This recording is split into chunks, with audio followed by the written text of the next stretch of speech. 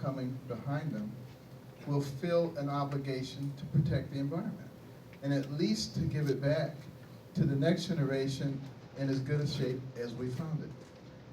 I do, however, believe that we need to change the mission of the Environmental Protection Agency, the Bureau of Land Management, away from an organization that terrorizes and puts their big foot on the neck of everybody and keeps things from being done, to an organization that works with business, industry, academia, the ag community, to find the cleanest, most environmentally friendly ways in order to do things. That's the way it was supposed to be set up in the first place.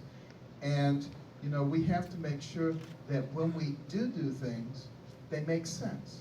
For instance, the President's Clean Power Plan.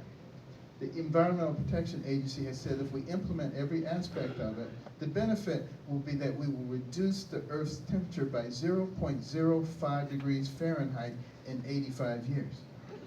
Well, what's the cost? Billions of dollars and millions of jobs. That's because that is done on the basis of ideology and not on evidence. So we need to be willing to look at the actual evidence, and of course, we're not going to be allowing, you know, people to contaminate the water, you know, like things going on in Flint. That was a terrible mismanagement, starting at the highest levels, and there were multiple warnings, and they were not heeded.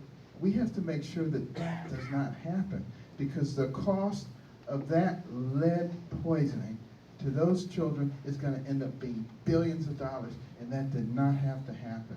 So we have to have responsibility. There are some hits that should roll, quite frankly, in that situation, because that is totally unacceptable. But again, let's look at real evidence when we make these decisions. Also, we've got to develop all of our energy sources. This country sits between two oceans, and 70% of our population is bi-coastal. And we're doing not very much to develop hydroelectric power. Can you imagine how much is available? Have you ever stood on the shore and watched those waves crashing in? Just one example. But again, innovation is the thing that made America great.